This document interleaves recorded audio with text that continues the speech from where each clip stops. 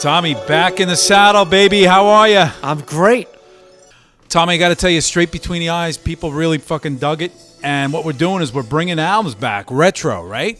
We're not doing 2009. We're going back. And it was the greatest time. I mean, really. Albums, man. You could touch them. You could hold them. It was great. It was great. It was so great. You know, you described that so well. When you got your new album, you smelled it. You know, you visualize it and you listen to it, but nobody ever thought, hey, we did smell them. And everybody did. We did. But do you know what's interesting? Do you remember when you got your new album and you know how it had the white sleeve usually? Yes. And do you remember the respect that your friends had? If I got a new album and I took it out of the sleeve and you said, let me check it out, do you remember how your friends would hold it? Yes. Very frail. Right by the edges, there was so much respect given to those amongst your friends. Like, we all respected the vinyl. We really, because if you handle it like a gorilla, hey, whoa, there's what one are you exception, doing? and you're gonna laugh when I say this. When we all decided as rockers that we were gonna give up disco, even though on the weekends we were going to discos with our girlfriends. Totally. But Dee Snider led the whole damn thing, and we said disco sucks, and then we actually use records as frisbees. That's the exception. The only exception I know of. Other than that, we treated them with respect. Oh, we loved our records. But Travolta went through the air for those years. Well, check this out. I want to just stay with this 1 second. Sure. We would go, when you went to someone's house, the first thing that you did to see, this is crazy, man, this is coming back to me. When you went to, like, a bunch of guys are hanging out, and you go back to his house, you actually went into his record collection to see how cool he was. 100%. You'd be like, all right, what do you got? And you would actually make a decision on the value of his coolness by his record collection, yes or no? I'll go one step further. You're absolutely right. When he had something you never heard of, yes, and he explained why it was great, it went a step further. Further. Right. Which is a complete great segue to this band that I want to cover today in this album. Yep. Which none of my friends, nobody knows about this album, and I'll say this right now, I doubt that anybody listening will know about this band, Art in America, with the title track called Art in America. And the story goes like this. I hear the song back in the day on the radio, very faint. I don't believe I even heard the whole song, but I heard the hook, and it caught me forever. And for years, I'm talking 20 years, the only thing I knew I had to remember was the name of the band, and I did, Art in America. But I never, ever looked it up until probably 10 years ago. That was it. I loved it. And I just, let's just get right into it first, just to get people a feel for what this band represents. All right, So let's do that. Take a listen to this. Like all videos back, this was 83, right? But the harp, I mean, that was completely different. Unheard of, pedal harp. Rickenbacker bass. Yeah, yep. 5-piece. 2 brothers and a sister. Oh, I didn't know they were all related. 2 brothers and a sister, and then a bass player, of course, and a keyboardist, right? Chris Daniel and Shoshani Flynn, Jim Kua, and Gary Galloway, right? But Jim's on the Rickenbacker.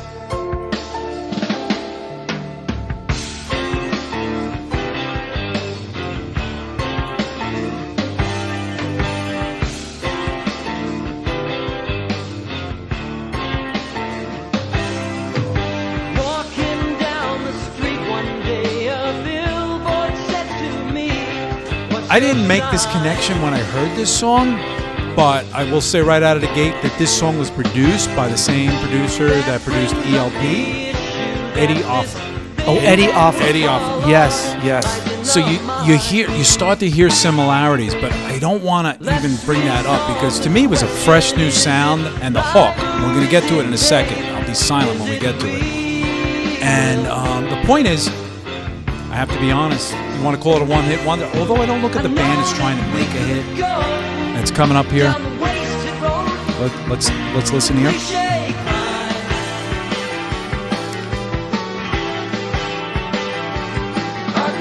Yeah. This is what caught me.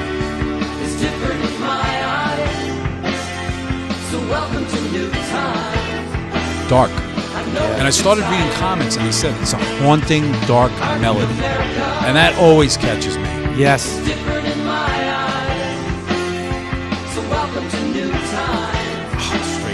I love it. So 83, and here's the thing. This thing is arranged by Steve Morse, my favorite guitar player. Wow. Didn't know that. Yeah. So let me bring this down. Talk a little bit about this. You know what I found interesting? It was David Offer. Was that what it? Eddie Offer. Oh, Eddie Offer. 83 Detroit, this came out of Eddie Offer. Same producer that produced the LP. Right. So it was interesting because they said one of the clips on YouTube, and I think it is that one, was the master tape, and it was on a cassette tape. Cassette master. I didn't get that either. A cassette master tape. Which sounded better than what we just listened to. Because he had the master. He had the master tape. That's amazing. It is amazing. And it's handwritten. We'll show that in the background. It's handwritten. Absolutely amazing. They rented a house in Georgia to kind of record this thing. And this is the only song that survived. What's so interesting, because I lived these times, this was 83, and so they were like, we got something going on here. So they moved to L.A. in 85. And then they just... And I was in L.A., and I remember going there, and I was like, wow, this is not... Like, from afar, this sounds like a good idea when you get here. I know, and then it's such a grind when you're there. It's not a good idea. And then you realize, what are we doing? And 1 in a million bands comes out of there. Right. So they realized that, and that was it for the band. Until 2018, they did another album called Cloudborne, 2018. Well, think about 28 to 30 years. Think about what, depending on your age, how much you're invested to get everyone. It would never even happen today. 5 people and technicians moved to LA to make it. You think about how deeply you're invested in your time, in your life. Right. I mean, and then to have to come back. But it wasn't a crazy idea then, because I know both of us had that idea then. A lot of my friends did. A lot of my friends did LA. do it. Yes, I agree with that. My best friends actually did it, and they actually got out there. Yeah. And some of them, and look, I'll mention them by name. Tommy Henriksen was a guy that went out there. Yes, now, was it a straight trajectory for Tommy? No. He's done many projects. He's the guitar player for Alice Cooper now. Right. And he's written songs for people that we know. But it's that elusive, like, Guns N' Roses story that we're all after. You know what I mean? And it doesn't happen that way. And it was also under the guise of, hey, guys, if you're really going to make it, you got to get yourself out to L.A. Correct. I mean, now you could say, you transport yourself to the future. And now you could say, if you're really going to make it, you got to get yourself to Nashville. That's right. So that, everything changes. Yeah. So I love the hook here. You're all about hooks. Right. And I can't say enough about it. And I can listen. It's the one song I can keep listening to it. It's just ridiculous. And then I look through the YouTube comments, or people are saying very similar things like, I never forgot that. Oh, my God. And it also has that progressive tonality that I loved in ELP and Yes. And again, Eddie Offer did produce both of those bands. Look at the album cover. By the way, you knew something about this album art, didn't you? Well, I was just making reference to saying, like, the beautiful album art, and that's one of the most beautiful covers you'll ever see on a rock record or any record. And I was just making reference to how difficult it was back in the day to create graphics like that when you didn't have the digital realm involved. I mean, there was plates. We take it for granted. We take it for granted, the work that went in to these kind of artwork. This is just, look at both sides of this. Awesome. I mean, this again, is an incredible piece of art here. So what you're looking at is my album collection from one day in 10, 15 years ago. Matter of fact, I have the date here. 10/9/05. Interesting. It was 15 years ago. I bought this album for $2, and it's worth less than $2 today. And I don't mean that disrespectfully. But I bring it up for a reason. The next album we're going to cover is Led Zeppelin. I bought for $10 and just looked up on eBay for $110. So interesting, right?